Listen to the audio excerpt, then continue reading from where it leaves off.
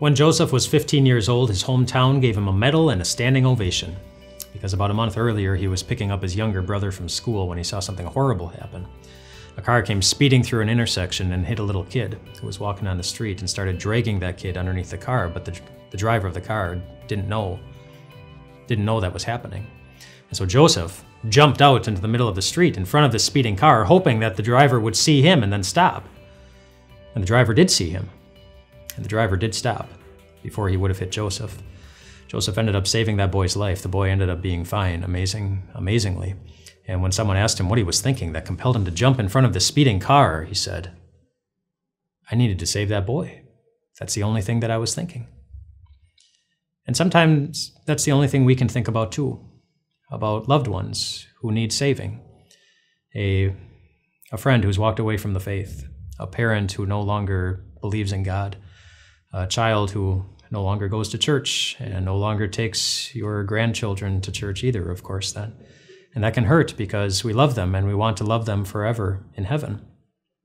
But there are two things that your loved ones need to hear about in that kind of situation, whether you're close or far away from them, whether it will be easy or difficult to have that conversation.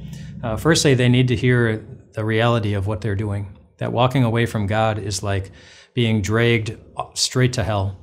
And they need to hear that, so that it'll sound really, really sweet when you tell them that little 15-year-old Joseph isn't the only person to ever be so consumed with saving someone's life that he didn't even care what it was going to cost him.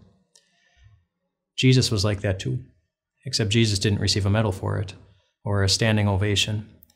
And unlike little Joseph, Jesus actually did die.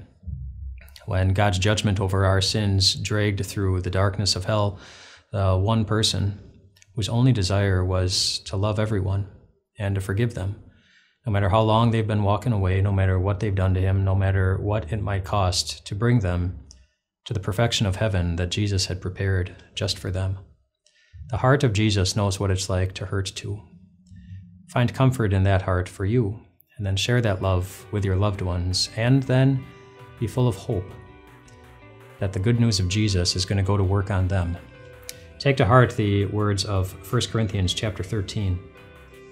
Love always trusts, always hopes, always perseveres. Love never fails.